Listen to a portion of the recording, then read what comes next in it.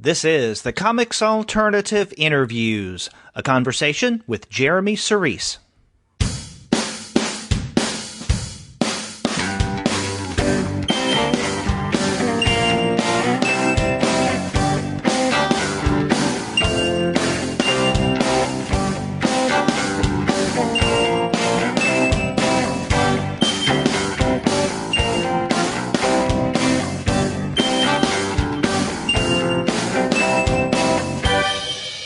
Hello and welcome to another episode of the Comics Alternative Interviews. I'm Derek.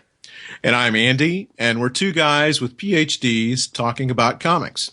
And on this interview episode, Andy and I talk with Jeremy Sorese. His book, Curveball, came out late last year from Nobrow Press, and it was nominated this spring for a Lambda Literary Award in the graphic novel category. And we have a great time talking with Jeremy about that.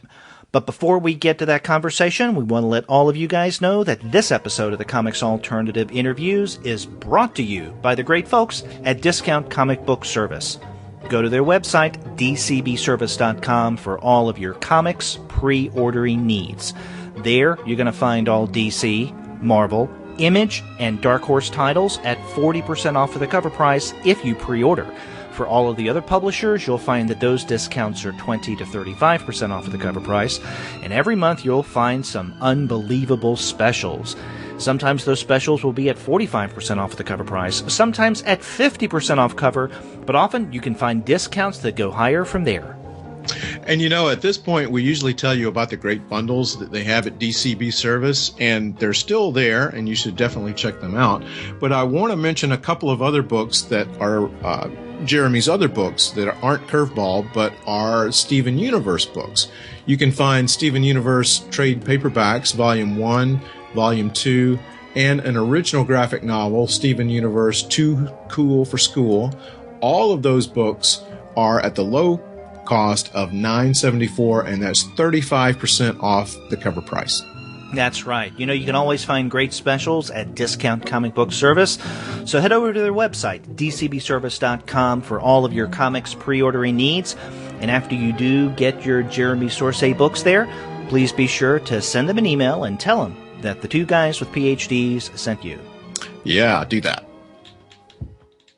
Andy, I had a great time talking with Jeremy, and I hope you did as well. Yeah, this was a really interesting conversation. I enjoyed talking with Jeremy also. And, you know, the book Curveball is very, very interesting. I think it will I think it's a different type of read, and I mean that in the very best way, because it wasn't quite what I was expecting. And, you know, that's actually turned out to be a good thing.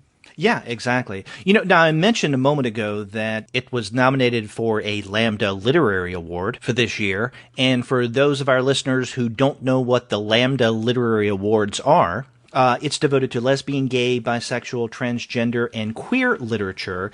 And in fact, this year, Jeremy is in impressive company when it comes to the graphic novels category. In addition to his book, the other nominees include Maggie Thrash's Honor Girl, E.K. Weaver's The Less Than Epic Adventures of T.J. and Amal, Blue Delinquente's O Human Star, Volume 1, which we actually discussed on a recent webcomics episode, and then Ed Luce's Woveable Oaf, that I think you and I talked about last year around the time of SPX.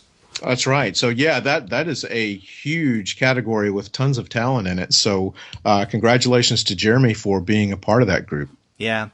Well, let's go ahead and give a listen to that conversation. Okay.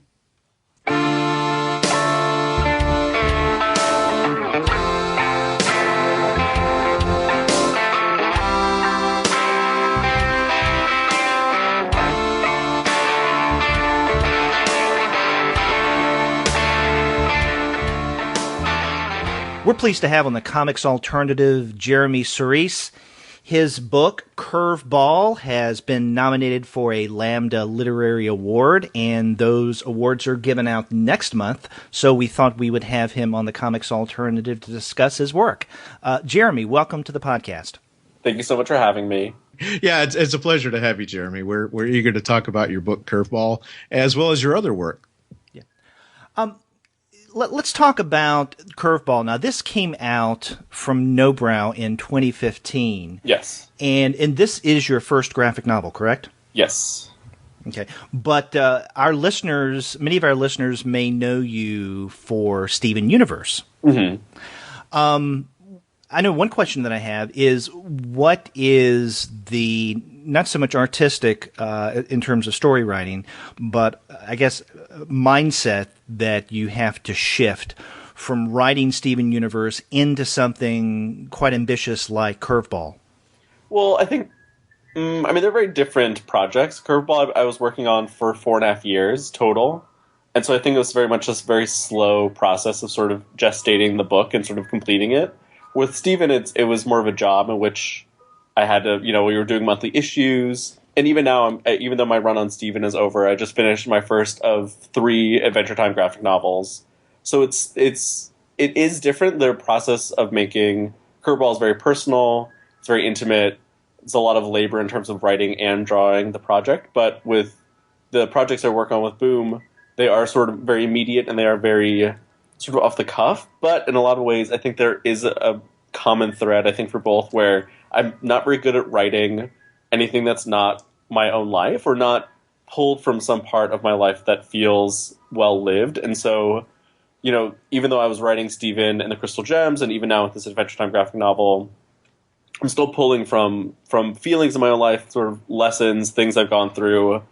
And I think that sort of it's the only way it can work, especially with working on so many different kinds of projects, of having some way to relate it back to my own life and sort of use that as the filter in which I process. Mm-hmm. So it's not nearly as disparate as it looks. I mean, I'm sort of like writing Steven sort of felt like playing with someone else's action figures, just because they're not. It's not my property. It's not my baby in the same way that Curveball's my baby. Jeremy, for listeners who might be familiar with your Steven Universe work or your Adventure Time work and don't know about Curveball, but they saw your name and they thought, oh, that's the guy that does Steven Universe. What would you tell listeners who are not familiar with Curveball? I guess what's your elevator pitch to them? Well, okay, so Curveball is a queer sci-fi romance. It focuses on an abusive relationship. The sort of crux of the story for me personally is it's about that fine line between optimism and delusion, in which the sort of with relationships or with your interaction with the world around you, in this way in which we all want to put on our bravest face or like put the best foot forward and sort of believe things can work out, because these are the narratives that are told to us, especially in rom-coms, especially the rom-coms that I was trying to pull from in terms of inspiration, in terms of what as my own things that I loved as a kid and things that very much affected my view of the world around me. There's sort of this very, everything sort of works out in the end tilt to it. The narrative has a very clean beginning, middle, and end, but there is that fine line where often that stuff doesn't happen in reality, and so it's that positivity often sort of, at least for me, very quickly spins out into this sort of delusional holding on to something that isn't tangible, and sort of having to really be honest with yourself of what you want out of the people in your life, and what you want out of the world around you. We're all sort of like, with sci-fi, I think there's a really good, as a creator, you really have to focus on these sort of larger societal problems and really have to fit those into the narrative that you're making. And for me, that delusion of being like, oh, this is the life that I'm living, and trying to put your best foot forward, but also knowing that there's so many other larger machinations in place that are not really helping you and that are really detrimental, and also sort of really have to fit into how you live your life, and knowing that when you talk about it, it's like, yes, we can talk about things like global warming, but it's like, how far can you let the optimism grow before it becomes delusional? Like, how much can you ignore it until it's really at your front door making a mess of things? You described this as a queer sci-fi relationship narrative. And in reading Curveball, one of the things I was thinking about is that the sci-fi aspect sits in the background. I mean, it's definitely a backdrop, but it's the relationship that is what this is all about. And I'm wondering if you think that you could take that relationship story and put it in, let's say, a non-sci-fi setting, something more like the world we all inhabit, or at least I assume all three of us inhabit. Yeah. And or if there's something about the sci-fi backdrop that you particularly wanted to include in Curveball. Well, I think for me, sci-fi, like I was saying before, I think sci-fi really makes you focus on the world around you in a way that I think, because our lives are so insular, because especially nowadays with technology, it's so easy to sort of make your own bubble in which you live, in which you don't really have to focus on larger problems. And I think sci-fi, as a creator, really makes you have to be aware of that stuff and have to fit into the narrative, hopefully gracefully. And so, like, yes, I could sort of cut out the sci-fi stuff if I really wanted to, but I don't think it would be the same story, and I don't think it would be a story that I would want to tell. Okay. Just because I think that, like, for example, when I was starting the project, I would always joke that it was like if Akira met When Harry Met Sally, and sort of wanting the stories that I loved as a teenager, sort of like these Nora Ephron style of rom-coms that, for some reason, I don't fully know why they were so influential to me as a kid, but wanting to look at those now as an adult and going like, why aren't they talking about the Gulf War? Like, why aren't talking about gentrification in New York City? Like, why aren't these factors that actually are affecting our own lives in cities that we all live in nowadays and are on our tongues so frequently? Those movies cut them out, and now they feel so obvious. It feels so oblivious that these movies never delve into where people's money is coming from, where their social status, like, because those things affect our relationships just as much as our emotional feelings for each other. No, and so I think for me, sci-fi, and I think also knowing that sci-fi has this long history of being so male-dominated and so emotionless, I think there is so much fun for me. And I know other sci-fi creators nowadays who, in comics, who have the same mentality where it feels like you're taking something back, because it's always been this male-dominated, very bro-y, very show-offy mentality, and I think now trying to take that and make it fun for everybody feels very exciting to me. So, and especially with relationship stories, they're often so relegated to be quote-unquote chick lit, and so I think taking a boy thing, which, even though it's not truly a boy thing, taking sci-fi, which is a boy thing, and mushing it together with a girl thing, which is feelings, feels like I'm getting away with murder. And that, to me, is the most exciting part. Jeremy, one of the things that I've always admired about science fiction writers is I've heard so many of them say, science fiction is really not about the future. It's about the present. It's about right now. Yeah. And that's one of the things that I think is one of the strengths of the book is this relationship. And I like how you have described it as an abusive relationship between Avery and Christoph, and the juxtaposition of optimism and delusion. I mean, those are things that really transcend time. And like I said, they've happened in the past, they're going to happen in the future, and they're happening right now. Mm-hmm. So, and in so many ways, I think that this relationship that you've depicted in here, it really is timeless. And yeah, I'm glad Derek asked you about the science fiction backdrop, because I thought that was really, really interesting about that. But do you feel like this is these are relationship issues that could happen anytime, anywhere? Yeah, I mean, it's like I was saying before, with all of my narrative work, it's all personal experience that I'm sort of trying to exercise for my life, and so it all sort of ends up being stories that I retell to sort of make peace with them. So, like, the relationship in Curveball is very personal, and it's something I know very well. So, which is hopefully translates into the final book. Mm. Again, getting back to a comment that you made, and that Andy repeated, the abusive relationship in Curveball. Here we have our protagonist, Avery, who is lovesick, really, over a guy named Christoph. And one of the things I was impressed by in Curveball is that you really didn't villainize Christoph, or you humanized him. In other words, he's not just a complete jerk that we can easily write off and feel good about that, but he's someone who, I mean, he has his strong points, I guess. We don't really see much of him three-dimensionally. Yeah. But at least I got the feeling that I wasn't supposed to really hate him, maybe just hold some kind of grudge against him and the way he treats Avery. And also Jacqueline, because it was interesting to see that she was a part of this, I guess, this friendship, this relationship in some way. Mm-hmm. So I appreciated the fact that you complicated the relationship and didn't make it so black and white. Yeah, I mean, I think for me, even in the stories that I'm telling now, I'm not interested in villains. It's very childish to me to think that anybody's intentions are evil.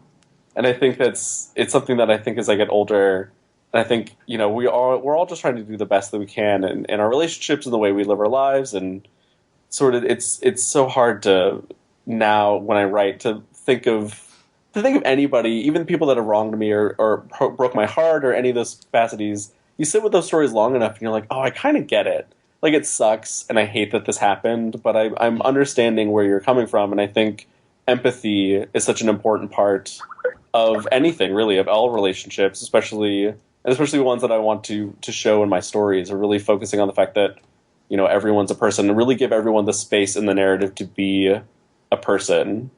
Jeremy, I was going to ask you that one of the things, again, that I really like about the book is we can tell that Avery and Christoph are obviously older than teenagers, but beyond that, we can't really say, oh, he's in his mid-20s or he's in his early 30s. And I like that. Was that a conscious choice that you wanted to make it kind of not a solid age range? Yeah, I mean, I think it's something that as a 20-something, I'm sort of stuck writing the age that I currently am. But at the same time, because Curveball took so long to make, I think, and there's so many edits, and there's so many pages that were thrown out, and so many arcs that were sort of cut or consolidated into other things, I think because it spans such a long time of me writing it, I think the characters take on sort of like accumulation of all of that growth of my own person, of being like, oh, this is 4 years of my life condensed into one book. Mm. So that I didn't really want, and that's like, I'm not really interested in telling stories of like what it's like to be a teenager or anything so specific of that, just because it feels like you're boxing yourself already into a corner, because everyone's lives are already so different. And so to say, oh, being a teenager is like this, or being a 20-something is like this, feels like you're excluding people or excluding possible readers. Right. So I'd much rather make it something that's focusing more on individual characters that possibly you can relate to, rather than saying like I feel like with teenager stories, they always accumulate it, like they always like terminate in prom, where it's the thing where it's like not everybody goes to prom, like that's such a false indicator of what it's like to be a teenager, and yet these are the narratives that we always see time and time again. Mm-hmm. Now, you mentioned that this was a book that you've been working on for several years. And I know that you do a lot of shorter comics, and we can read a number of them on your website. But I'm curious, were there any parts of Curveball that you put out there for others to see in order to get reaction from, or did you really hold on to everything until you were completed with the book? Back when I first started it, I was living in Chicago at the time, and I had made like a 45-page mini comic of it that I sold at, I think, TCAF. But that was the only time that I had sort of packaged it beforehand or put it online in any capacity. And that was really I applied for this residency in France, and I used that mini comic to sort of help seal that deal. And I also, I think, applied for it as Zarek grant, which I didn't get. But that was the only time that I really showed it to anybody. None of those pages made it to the final print when I went to France, which I ended up getting. When I got there, I threw all the pages out after a really rough critique from another artist at the residency.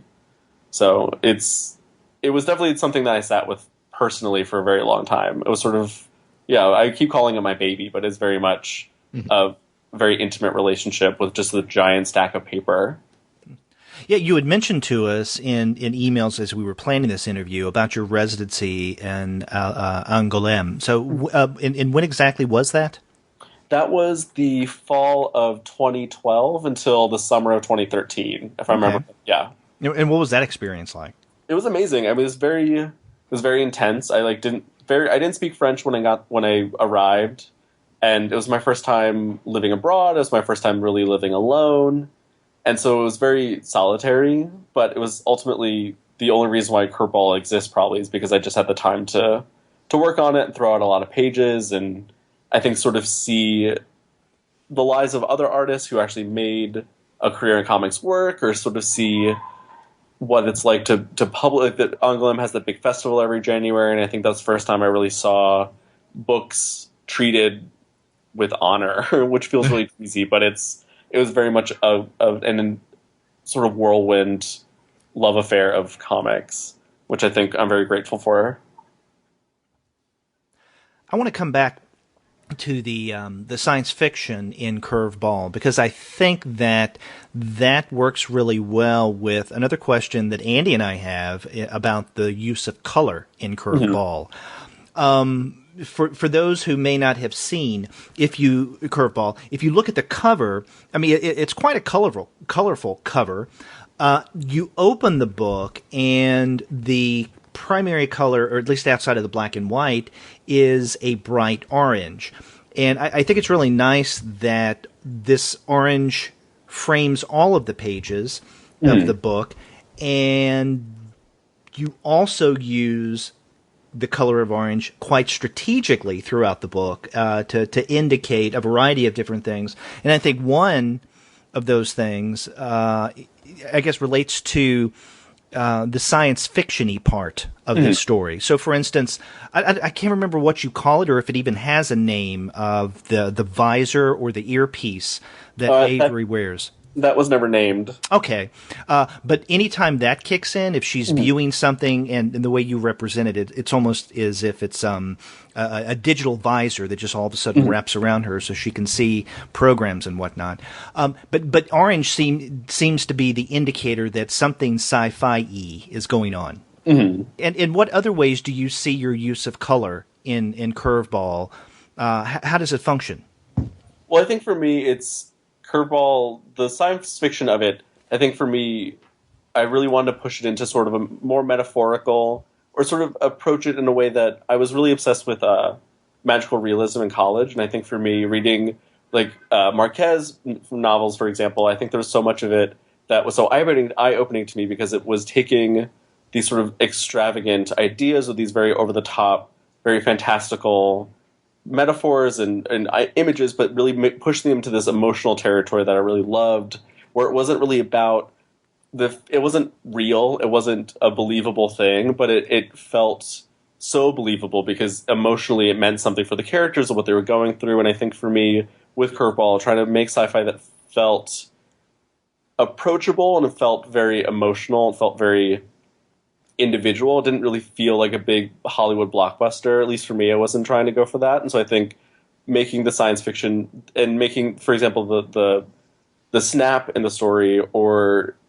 making that visual of the orange represent not only the science fiction, but also using it to represent sort of important visual cues or sort of emotional feelings. And sort of when the apartment at the end gets flooded with all the orange, like, what does that mean? Sort of like, how do you represent these things that are so intimate and so important? It's such an important part of the narrative, using science fiction, but without distancing it, without separating it out to being like, well, science fiction's over here and emotion's over here. Like, how can I make them one and the same? Also, side note, Avery uses they, them pronouns. Mm-hmm. Yeah. You know, it's interesting you mentioned one of those last scenes in the apartment when it's flooded by something. And this is when Avery is with Jacqueline, and she is putting, or has put, a CD into an old CD player, or it's an old CD player in that world. You know, for us, it would be something a little more contemporary, but and that causes some kind of overload of some sort that has repercussions, and so that, and then there are other instances as well where orange signifies not so much, I guess, certain science fiction elements, but things like power, energy. You mentioned the snap, which I'm not exactly sure how to wrap my brain around the snap. It seems to be something like a big event of some sort that deals with energy, violence, something's being consumed. Am I off base here about what the snap is?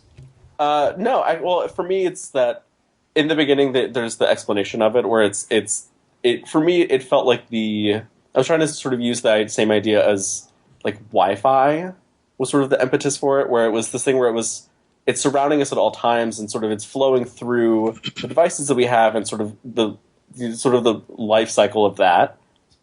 And so when things upset that life cycle, it flares up. Right. And so with the outdated technology, it's not a fluid motion anymore, and so it flares out and it has ramifications where either it gets destroyed, or it's overwhelming, or that technology has to be removed from the cycle to sort of keep everyone safe. And so it's this idea of like this thing of moving forward, where everybody's sort of like things are getting updated and things are getting replaced. But with relationships and the nostalgia of it, there's a lot of these things that sort of get left over that you keep around that are hurting other people. So with the example of the CD, it's like that is outdated and it's potentially hazardous. And really trying to keep that stuff, you want to keep that stuff around, but it's not doing you any good. And so it's sort of using that metaphor to sort of fit that back into the science fiction. Like even Jacqueline's job works for the Hyperactivity Council, which is there to help people deal with this new technology. So when it's like the help desk, basically. So even sort of fitting Jacqueline's relationship with Avery and how they are overwhelmed by their circumstances and have Jacqueline there to be their backbone in many ways. That's also reflecting in Jacqueline's job and her sort of fitting into the world around her, and also her personality. Like, this is who she is as a person. This is how she relates to other people. Of course, this is her job. Jeremy, I've got to ask you, because I hope that I'm picking up on something that really is. It seems to me, and you can tell me if I'm wrong, that you must be a fan of classic movies. Yeah. Yes. Because I kept saying, and you know, the first thing I thought was, this reminds me of Metropolis, but then I thought, no, it's really more Things to Come, the 1936 movie. As far as I kind of got the Metropolis feel with the way you depict the city, but more of the feel of it seems to me kind of like I said, like Things to Come. But it's not just the art style. I like a lot of the ways that you explore dialogue. And to me, a lot of those scenes of dialogue just kind of had that classic, 1930s, 1940s back and forth type of feel to it. So I had to ask you if you're a classic film fan. Yes, I was in high school in my earlier 20s. I was obsessed. My mom got a TiVo when I was in high school, and I just TiVo'd everything on Turner Classic Movies, which was very lame, but that was the teenager. Oh no, that's not lame at all. Well, I was going to ask you how, if that was the case, how some of those movies maybe might have influenced the sci-fi art style, especially the black and white. Well, I think I just wanted I always love how those older movies, and not just like even movies later on, I was really obsessed with the idea of like the 3-hour movie, which as a teenager felt so over the top, or there's like an intermission. Like I couldn't fathom anything like that as a 16, 17-year-old. And so I think I always loved those movies because there was just this intense pomp and circumstance. And so really trying to push that, like even the things with like having cruise ships and sort of the war and sort of playing with these tropes, playing with these sort of over-the-top Hollywood-esque images, but also never letting the story get too big. Sort of like having the idea of what it would be like to have a movie that had a huge budget, but the story was really small. And the main characters were never really the characters you thought the story was going to be. You never got to be... The main characters weren't the champions that saved the day.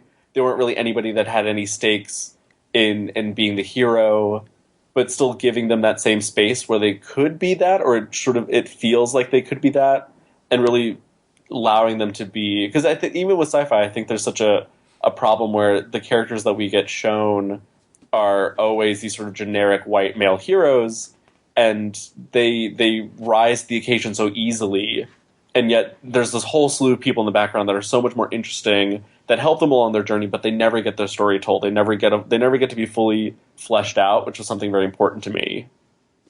I'm wondering, Jeremy, in addition to your love of film, if you also have a love of seafaring narratives. And I ask that because at the very beginning, when we're introduced to Christoph, he's on a ship. one within a fleet, and that's where we see some potential conflict. And then when we're introduced to Avery, they are, we find out that they work on a cruise ship. Uh-huh. So I'm wondering, is it something about ships, the sea, and science fiction that you particularly like in pulling together? Well, I mean, there's a lot of factors to that question. I think for the first one, I worked on a boat. I was a waiter on a cocktail cruise in Chicago. So when I started the book, it felt like it's something I wanted to talk about, and it was a nice visual. And so the book sort of blossomed out from that, having that job right after school. But then at the same time, my parents work for the federal government, and so I think really trying to focus on stories that have these sort of larger government machinations and sort of this like military aspect to it, especially knowing that, as someone in his late 20s, my whole life has been nothing but war. And so it's not so much that I'm like in love with ships. I feel like there's such a weird comics obsession with like pirates. Like, that's not me. But I think that sort of trying to play with these tropes, especially with the sort of the romanticism of the Navy, of ships in general, especially in comics, and sort of putting those into the story, but never letting the story be about this like wayward soul on the ocean, like never really letting it be that romantic sort of idealized version of it, just sort of like giving it that little bit of a visual to play with and sort of make fun of in some ways. And especially I think with having the metaphor of the two different boats and the cruise ship and sort of like I think visually I was trying to work with a lot of that imagery and sort of play against each other in that way. Jeremy, going back to something that you said earlier about the optimism and delusion of relationships in general and specific to this book, it seems like in this book that we've got, and also often in life as well, we've got people around us that want the best for us. They want us to be happy. They want us to be in good relationships. And I wanted to ask you about how Jacqueline fits into that ideal. Mm-hmm. Well, I think for me, Jacqueline ended up stealing the story in a lot of ways for me, because she, as the story evolved, in many ways, every character is me, or there's parts of me in everyone. And so I've been Avery, and I've also been Jacqueline. And I think I see in my own personal life now, I think at least for me, I think I play the Jacqueline role more often than the Avery role. And it is that idea of wanting to be, especially as an older brother, I think there's a part of my brain that always wants to protect other people, or at least wants them to not have to learn that lesson, sort of like tell them what is going to happen, or sort of what you think is going to happen, to save them the heartache. Especially for Jacqueline, who had already had a previous thing with Kristoff. I think there was, for me, this idea that Jacqueline is this older sister, this protector, but also sort of that fact that you can never really know what another person's life is actually like, or you can never really assume what the same thing's going to happen to you, or the same thing's happen to them as it happened to you. And so I think for that fine line between the optimism, but then also with Jacqueline, it's like it's optimism in this way that's very delusional, where you love someone so much that you want to protect them, but you're not actually focusing on who they are as a person. You're not like actually focusing on their wants or needs. You're just sort of assuming you know. Mm. Yeah, and that can be dangerous. Mm-hmm. Now, we mentioned at the top of the interview that Curveball has been nominated for a Lambda Literary Award. The Curveball's been out for quite a number of months now, and I'm wondering what other kinds of recognition or reactions that you've gotten from this book. Oh my gosh. Well, I mean, I try not to worry about that stuff, to be honest. I think it's a thing that I made because I wanted to make it, and I don't think even with even though I'm very honored to be nominated for the Lambda, I think I try not to worry about that stuff, just because it's not the point of making a thing. There's been a lot of really kind things said to me about my book, and a lot of people reached out, and I met people. I was on tour back in December, and that was a very lovely experience, meeting people who had loved the book and had come out to meet me and had very positive things to say. And I think that is sort of the nice benefit of the nice byproduct of making a book, but nothing there's no like, there's no, when you finish a big project, there's no like parade in the streets for you. Yeah. Oh, well, I mean, the awards only was part of my question. And by the way, you're in some very good company there. Lovable Oaf, Honor Girl, Old Human Star. So, I mean, that's something to be really proud of. Yes. But I was also asking about just reader reaction. As you've gone around and you've talked to people, what has been the response? Not necessarily from award committees, but, more importantly, from readers themselves.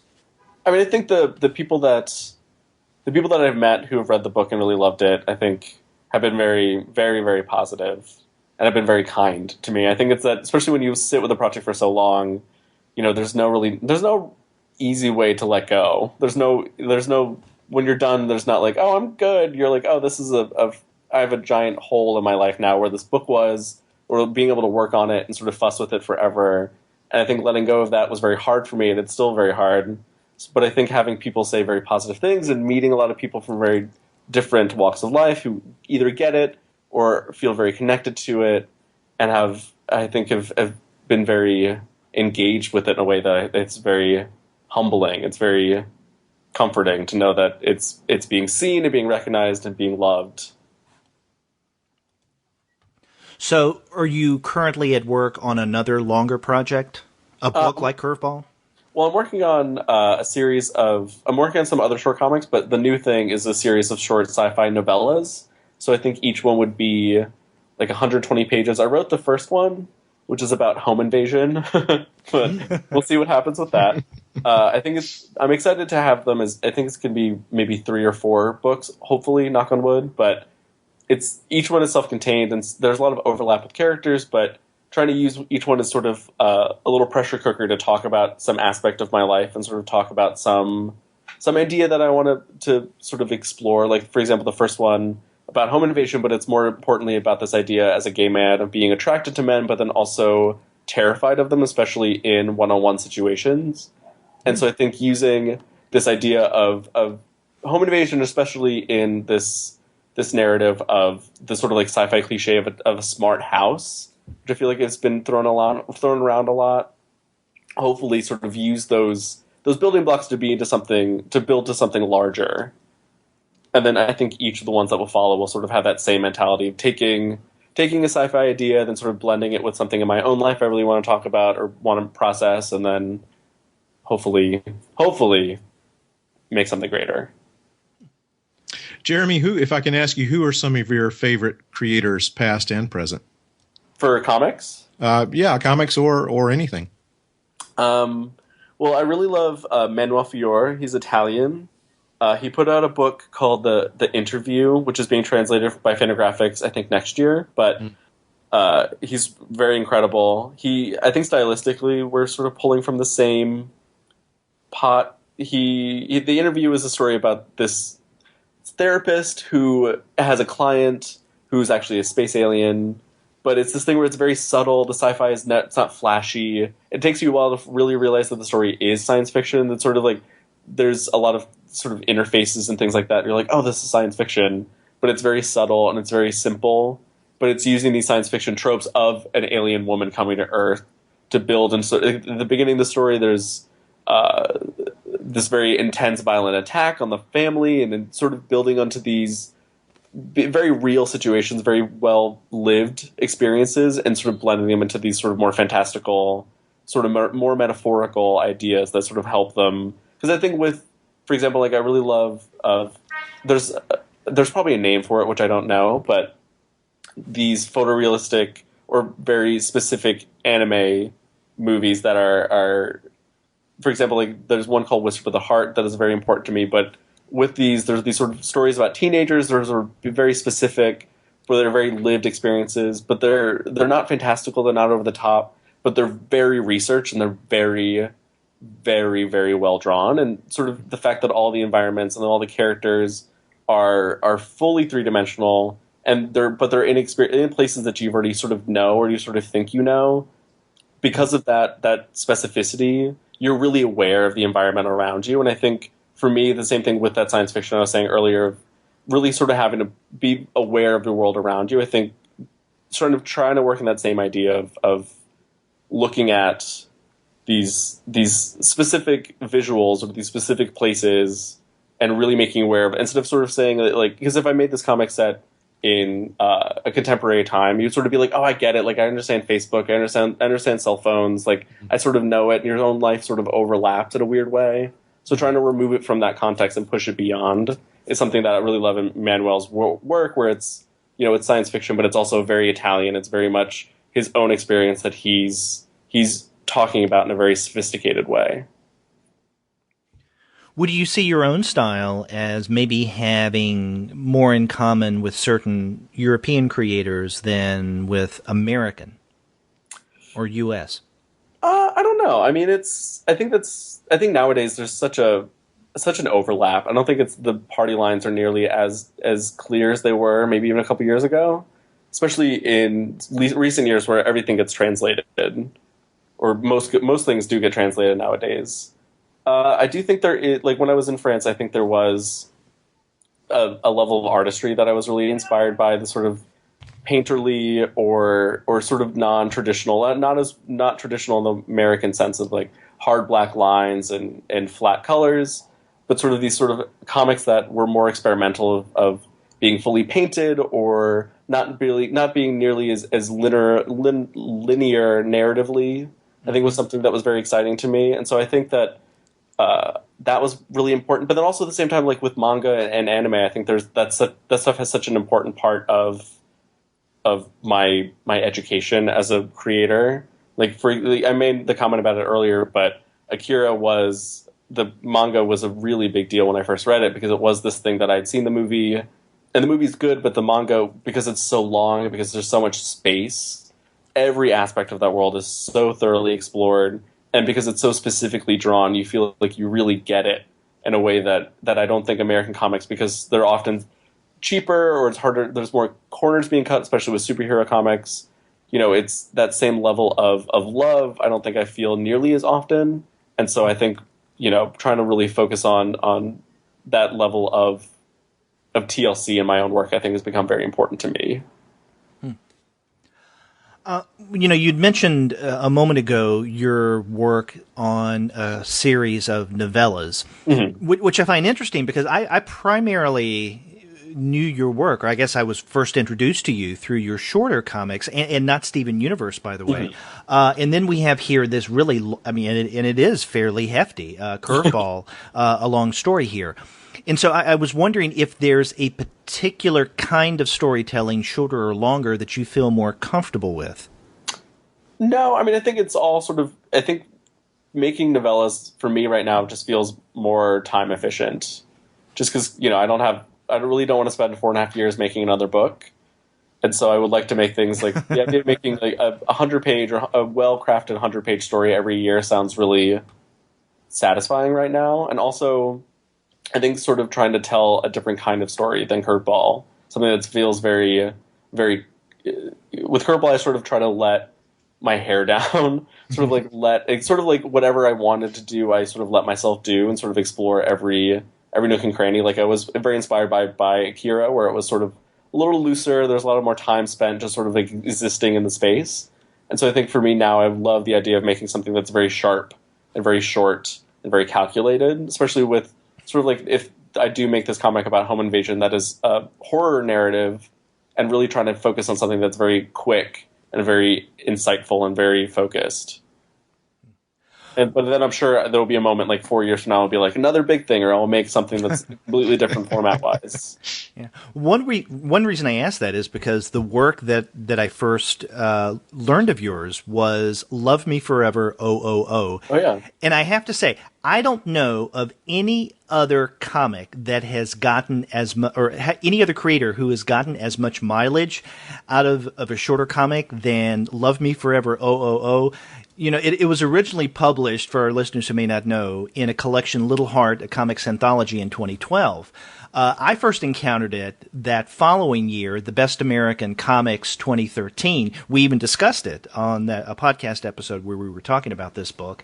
And then just recently, I saw it again in the collection Visual Storytelling and Illustrated Reader. Yeah. And in fact, it's the very first story in that book. So, I mean, how does it feel to have a story like that is in such apparent high demand? I had a solo show at the Howard Washington Library in Chicago. Wow, yet another one. They printed every page at like 18 by 24, and it ran for, I think, 6 or 7 months.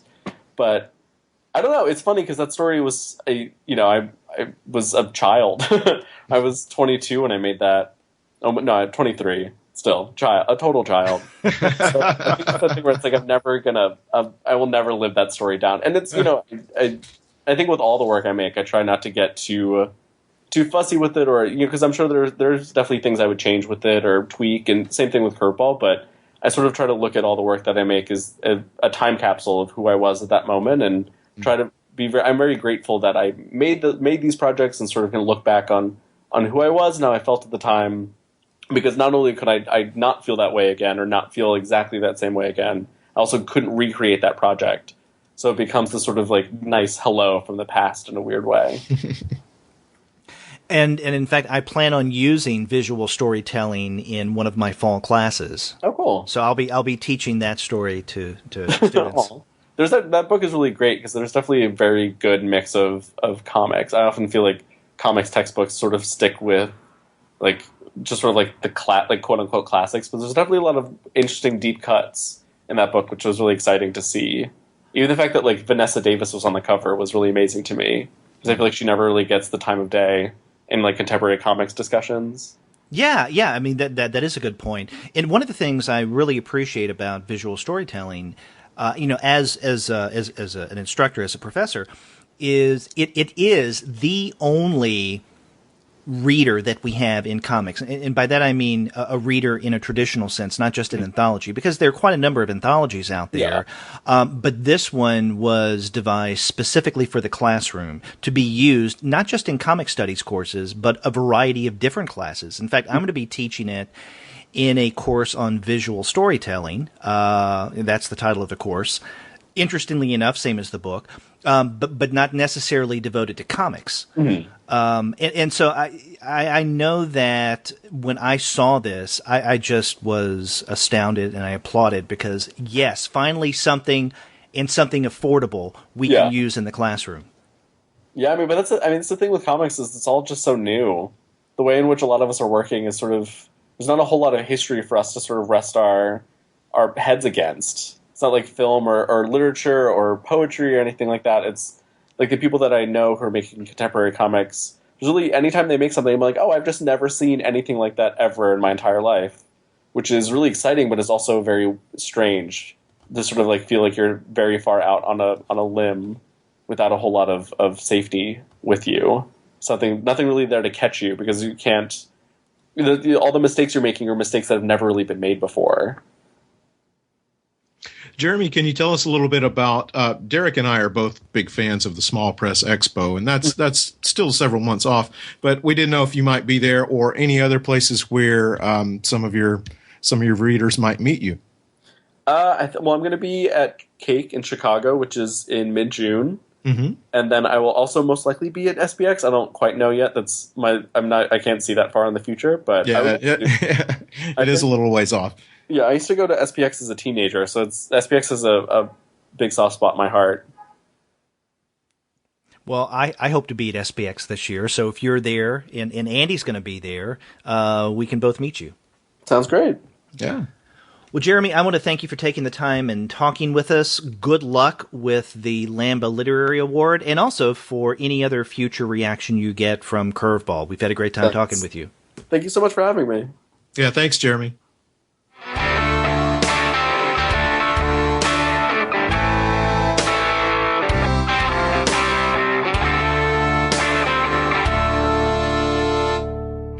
Well, Derek, that was really, really interesting to talk to Jeremy and to listen to, the inspirations for Curveball, some of the artistic ideas that he had behind that, and really just everything connected with that and with his work. That was a lot of fun. Yeah, it was. And, he is a young talent.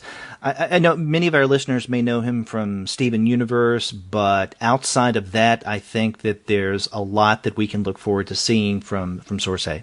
Yeah, definitely. Very talented creator. Mm-hmm. And if you want to find out more about his work, you would do well to visit the website of our sponsor, Discount Comic Book Service. And in fact, as Andy mentioned at the top of the show, if you go there right now and look for his comics, you'll find that you can get the Steven Universe books at 35% off of the cover price. So make sure you head over to dcbservice.com. And after you do get your comics there, get in touch with us and let us know what you thought about this interview.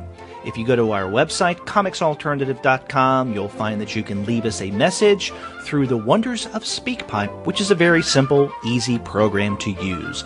Or if you want to go old school, pick up the phone and call us at 415-3-COMICS. That's 415-326-6427. And if you want to find out what is going on with the podcast and updates to our blog, you can find us on Twitter. And we are at the number 2 guys with PhDs. And please feel free to retweet, tweet, and like. That's right. We appreciate that. You can also email us. We're 2guys@comicsalternative.com. You can email me directly at derek@comicsalternative.com. And Andy, how to get in touch with you? You can reach me at wolverton@comicsalternative.com. Neat how that works. Yeah. You can also find us on Facebook, Tumblr, Instagram, Google+, Goodreads, Pinterest, and YouTube. You can subscribe to the podcast through iTunes. You can stream us on Stitcher. You can also find us on TuneIn. You can also listen to us via Spotify. And if you're an Android user, you can listen to the podcast now through Google Play Music. But as always, you can find every single one of the podcast episodes, as well as the reviews and the comics-related commentary that we post on our blog, by going to our website, comicsalternative.com. That's right. Lots of ways to let us know how we're doing. That's right. And we do have quite a number of other interviews lined up over the next month or so, so be sure to return and listen for some more great conversation. Yep. Until then, I'm Derek. And I'm Andy. We'll see you later.